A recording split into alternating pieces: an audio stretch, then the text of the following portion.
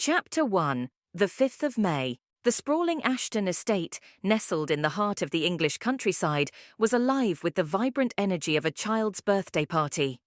The sun beamed down on the perfectly manicured lawns, where children chased each other with gleeful abandon, their laughter echoing through the air. Adults mingled under the shade of ancient oak trees, sipping champagne and indulging in light-hearted conversation. At the centre of it all was Kaysyn Ashton, the birthday girl. Dressed in a lavender dress that swirled around her with each twirl, her dark curls bouncing with unbridled joy. She was the epitome of a 5-year-old celebrating her special day. However, this wasn't just any birthday. Kaysyn was the 5th child of the 5th generation, born on the 5th day of the 5th month.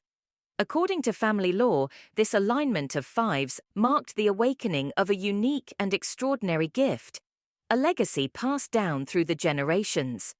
As Kaysyn blew out the 5 candles on her cake, a surge of energy coursed through her unlike anything she had ever experienced. It began as a subtle tingling, a gentle warmth that spread from her fingertips to her toes. But as she inhaled the sweet scent of vanilla frosting, the sensation intensified, becoming a whirlwind of light and sound that engulfed her senses. The world around her dissolved into a kaleidoscope of colors, and the familiar sounds of laughter and music faded into a distant hum. Then, with a jarring lurch, Kaysyn found herself in a dimly lit library, the air heavy with the scent of old books and polished wood. A figure sat hunched over a massive oak desk, their back to Kaysyn. As the figure turned, Kaysyn gasped. It was her grandmother, Evelyn Ashton, but she looked older, her face etched with lines of worry that Kaysyn had never seen before. "Grandma!" Kaysyn called out, her voice barely a whisper. But her grandmother didn't react or even acknowledge Kaysyn's presence. It was as if Kaysyn was invisible, a ghost in this strange future world. Kaysyn watched as her grandmother carefully unfolded a yellowed parchment, her fingers trembling as she traced the ancient symbols with her eyes. A wave of nausea washed over Kaysyn, and the scene shifted again. Now she was in a hospital room, the sterile white walls a stark contrast to the vibrant colors of her birthday party. Her grandmother lay in a bed, her face pale and gaunt, tubes and wires snaking from her frail body. A doctor, a stranger with a kind but weary face, was talking to Kaysyn's mother. His voice was barely a whisper. Kaysyn strained to hear her heart pounding in her chest. "I'm sorry, Mrs. Ashton," the doctor said, his voice thick with emotion. "The cancer has spread. There's nothing more we can do."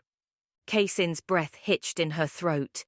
Tears welled up in her eyes as she watched her mother break down in sobs, her shoulders shaking with grief. Kaysyn tried to reach out to her grandmother to offer comfort, but her hand passed through the bed as if it wasn't even there. With a sickening lurch, Kaysyn was back at her birthday party, the laughter and music filling her ears again. She looked around frantically, her heart racing, her mind reeling. It had all been a vision, a glimpse into a future that might never come. But as Kaysyn glanced down at her hands, she noticed something strange. They were slightly older, the soft skin of a 5-year-old replaced by a child's subtle lines a few years older. Kaysyn had experienced her first slip, a journey into the future that had aged her body and mind. The gift of the 5th generation had awakened within her a power that would forever change her life and the lives of those she loved. Kaysyn blinked, trying to regain her bearings. The world swam back into focus, her birthday party's vibrant colors and cheerful chatter reasserting themselves. But something was different. A subtle unease lingered beneath the surface of her joy, a nagging question mark that refused to be ignored. She glanced at her hands again, confirming what she had seen in the bathroom mirror. They were definitely older, the skin slightly more weathered, the nails a touch longer. It was as if a few years had passed in the blink of an eye. "Kaysyn, darling, are you all right?" Her mother's soft and concerned voice broke through the fog of her thoughts. Kaysyn looked up to see her mother, Emily Ashton, kneeling beside her, her brow furrowed with worry. "I'm fine, Mummy," Kaysyn replied, forcing a smile. She didn't want to alarm her mother or spoil the festive atmosphere of her birthday. but deep down she knew she couldn't ignore what had happened. As the party continued, Kaysyn was drawn to her grandmother, Evelyn. She observed her with a newfound intensity, studying the lines of her face and the warmth in her eyes. The vision of her grandmother's illness, of the sterile hospital room and the doctor's grim prognosis haunted her thoughts. Kaysyn discreetly excused herself from the festivities and wandered towards the library, a place of solace and quiet contemplation. As she entered the dimly lit room, she felt a strange sense of déjà vu, as if she had been here before. Her eyes scanned the shelves, filled with leather-bound volumes and antique globes. Then they fell upon the massive oak desk, the same desk she had seen in her vision. Kaysyn approached the desk cautiously, her heart pounding in her chest. A yellowed parchment lay open on the polished surface, the ancient symbols beckoning her closer. With trembling fingers she reached out and touched the parchment. A jolt of electricity surged through her, and the world around her dissolved once more. This time, Kaysyn found herself in a familiar setting, the hospital room from her previous vision. But this time something was different. Her grandmother was sitting in bed, her face flushed with color, her eyes sparkling with life. A nurse, a cheerful woman with a bright smile, was helping her grandmother into a wheelchair. "You're looking much better, Mrs. Ashton," the nurse said. "The new treatment seems to be working wonders." Kaysyn's heart soared with hope. Could it be that her first vision had been a warning, a glimpse of a future that could be changed? As she watched her grandmother laugh and chat with the nurse, Kaysyn felt a sense of purpose settle over her. She knew then that her gift was a burden and a responsibility to use her power to help others change the course of their lives for the better. With determination, Kaysyn returned to her birthday party, her heart filled with excitement and trepidation. She knew her life would never be the same, but she was ready to embrace the challenges and possibilities ahead. The remainder of Kaysyn's birthday party passed in a blur. She tried to focus on the games, the presents, and her friends' laughter, but her mind kept returning to the visions she had seen. The contrast between the joyful present and the potential future of her grandmother's illness weighed heavily on her young heart. As Kaysyn was getting ready for bed that evening, her parents entered her room. Her father, Thomas Ashton, a renowned physicist with a gentle demeanor, sat on the edge of her bed. At the same time, her mother, Emily, a brilliant geneticist with a warm smile, tucked her in. "Did you have a wonderful birthday, sweetheart?" Emily asked, stroking Kaysyn's hair. "Yes, Mummy," Kaysyn replied, but her voice lacked enthusiasm. Thomas noticed the subtle shift in his daughter's demeanor. "Is something bothering you, Kaysyn?" he asked gently. Kaysyn hesitated, unsure how to explain what she had experienced. How could she tell her parents she had seen the future and aged years in minutes? "I had a strange dream," she finally confessed, her voice barely a whisper. "Tell us about it, darling," Emily encouraged, her eyes filled with concern. Kaysyn recounted her visions, the library, the parchment, the hospital room, and the doctor's grim prognosis. She described the feeling of time slipping away, of her hands growing older. Her parents listened intently, their faces a mixture of surprise and worry. When Kaysyn finished, a heavy silence fell over the room. "Kaysyn," Thomas began, his voice barely above a whisper, "do you remember the stories your grandmother used to tell you? About the gift of the 5th generation?" Kaysyn nodded, her eyes wide with curiosity. "It seems that the stories were more than just legends," Emily said, her voice filled with awe and trepidation. "It seems that you, Kaysyn, have inherited the gift." "What does that mean?" Kaysyn asked, her heart pounding in her chest. "It means you can see into the future," Thomas explained. "But it's more than just visions, Kaysyn. You can experience the future, live it, even if it's only for a brief moment." Kaysyn's mind reeled. She had always been fascinated by her ancestors' stories and their ability to glimpse the future. Still, she had never imagined that she would be one of them. "But why did I see Grandma sick?" she asked, her voice trembling. "Can I change it?" Her mum took Kaysyn's hand in hers. "We don't know all the answers yet, darling," she said. But your gift is a powerful one.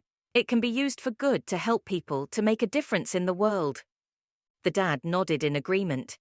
Your grandmother always said that the gift of the 5th generation was a responsibility, not just a privilege. It's up to you, Kaysyn, to decide how you will use it. As Kaysyn drifted off to sleep that night, her mind raced with questions and possibilities. She knew that her life had changed forever, but she also knew that she was not alone. She had her family and the legacy of generations of Ashtons to guide her. The following day, Kaysyn woke with a newfound determination. She would learn to control her gift, to harness its power for good. She would use her ability to see the future to make a difference in the world, help those in need, and change the course of history. Kaysyn stepped out of bed with a deep breath, ready to face the challenges and embrace the possibilities ahead.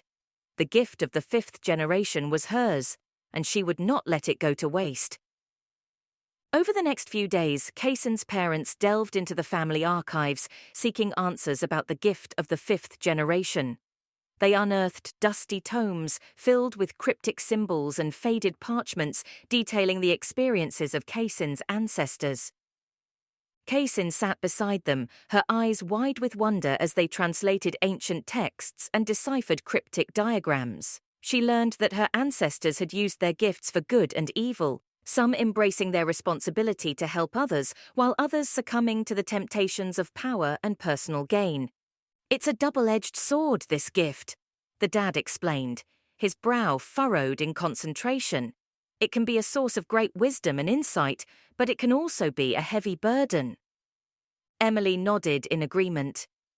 It's important to remember, Kaysyn, that the future is not set in stone.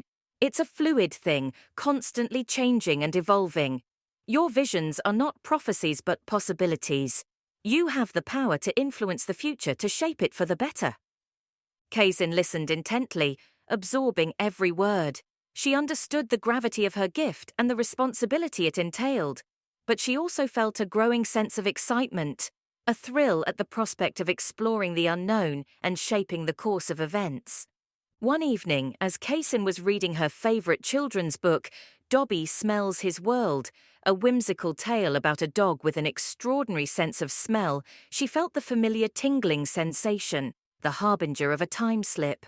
The colourful illustrations on the page blurred, and she found herself in a bustling city street, surrounded by towering skyscrapers and flashing neon signs. A young woman, her face etched with lines of desperation, stumbled past Kaysyn, clutching a worn photograph in her trembling hands. Kaysyn recognized the woman as a distant cousin, Amelia Ashton, a promising artist who had disappeared mysteriously a few years ago. Driven by curiosity and a desire to help, Kaysyn followed Amelia, weaving through the crowds and dodging the traffic. She watched as Amelia entered a seedy bar, her shoulders slumped in defeat. Kaysyn followed her inside, the air thick with stale beer and cigarette smoke. She watched as Amelia approached the bartender, her voice barely a whisper. "Have you seen this man?" she asked, showing the bartender the photograph. The bartender, a burly man with a gruff demeanor, shook his head. "Never seen him before," he replied. Amelia's shoulders sagged further. She turned to leave, but Kaysyn, unseen, reached out with her mind, focusing her energy. She willed a sudden gust of wind to blow through the bar, knocking over a stack of glasses behind the bartender. The bartender cursed and turned to investigate the commotion, allowing Amelia to slip away unnoticed. Kaysyn followed, her heart pounding as she anticipated the next scene in Amelia's ordeal. Kaysyn followed Amelia to a dilapidated warehouse, the air thick with the smell of dampness and decay. Amelia was bound to a chair, her eyes wide with fear. A shadowy figure emerged from the darkness, a menacing grin spreading across his face. Kaysyn recognized him as a notorious art thief linked to several disappearances. Kaysyn's heart pounded in her chest. She had to do something to save Amelia from this fate. But how? As the art thief approached Amelia, brandishing a knife, Kaysyn's mind raced. She knew she couldn't physically intervene, but she could influence the future in a different way. Closing her eyes, Kaysyn focused her energy, projecting her thoughts and emotions towards Amelia. She imagined Amelia breaking free, fighting back, escaping from her captor. When Kaysyn opened her eyes, the scene had changed. Amelia was no longer tied to the chair. She stood, her eyes blazing with defiance, a broken bottle clutched in her hand. The art thief lay on the ground unconscious, his knife clattering harmlessly across the floor. Amelia rushed towards the exit, her face filled with determination. As Amelia fled, she paused momentarily, a look of confusion crossing her face. She felt as if someone had been there, helping and guiding her, but when she looked around, she saw no one. Kaysyn watched Amelia disappear into the night, her heart filled with relief. She had saved her cousin, albeit from the shadows, without Amelia ever knowing she was there. The world around her dissolved, and Kaysyn found herself back at the Ashton estate, the children's book Dobby Smells His World lying on her lap. Kaysyn's heart swelled with a sense of accomplishment. She had used her gift to help someone, to change the course of their life. It was a victory born of her invisible touch, a testament to the power of her unseen influence. Years passed, and Kaysyn grew from a wide-eyed 5-year-old into a thoughtful, inquisitive 10-year-old. While she had come to accept her extraordinary gift, she still struggled to control the time slips, which occurred at unpredictable intervals, whisking her away into the future without warning. Her supportive parents had created a safe space for Kaysyn to explore her gift. They had filled their home with books on history, science, and philosophy, encouraging her to broaden her knowledge and deepen her understanding of the world, hoping it might help her navigate the unpredictable nature of her abilities. Kaysyn was a popular and well-liked student at school. She excelled in her studies, and her sharp mind and insatiable curiosity made her a natural learner. However, she kept her gift a secret, sharing it only with her parents. One day, during recess, Kaysyn was sitting under a large oak tree, engrossed in a book about ancient civilizations, when her friends approached her. "Hey, Kaysyn," her best friend Ashley said, her eyes twinkling with mischief. "We heard a rumor that you can see the future. Is it true?" Kaysyn's heart skipped a beat. She had always been careful to keep her gift hidden, but it seemed that word had gotten out. "It's not exactly like that," Kaysyn replied cautiously. "I sometimes see glimpses of the future, but I can't control it." Her friends exchanged excited glances. "So what have you seen?" one asked eagerly. "Are any of us going to be famous?" "Will I get a pony?" another chimed in. Kaysyn shook her head. "It's not like that," she explained. "I don't choose what I see. It doesn't always happen immediately. It's more like flashes of what might be."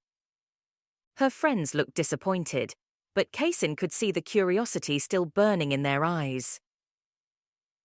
"Can you show us?" Ashley asked, her voice filled with hope. Kaysyn shook her head again. "I can't control it, Ashley," she said. "It just happens." The disappointment on her friends' faces was palpable. They had hoped for a glimpse into the future and a chance to see their lives, but Kaysyn knew that her gift was not a toy, not something to be used for entertainment or personal gain. "I'm sorry," she said, her voice sincere, "but I promise, if I ever see anything that could help you, I'll let you know."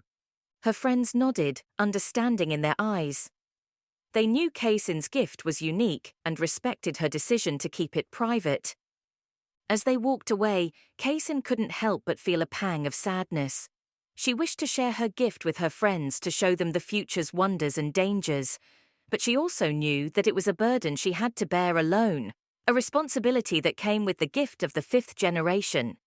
She also yearned for more control over her abilities, hoping that one day she could harness her gift and use it to positively impact the world.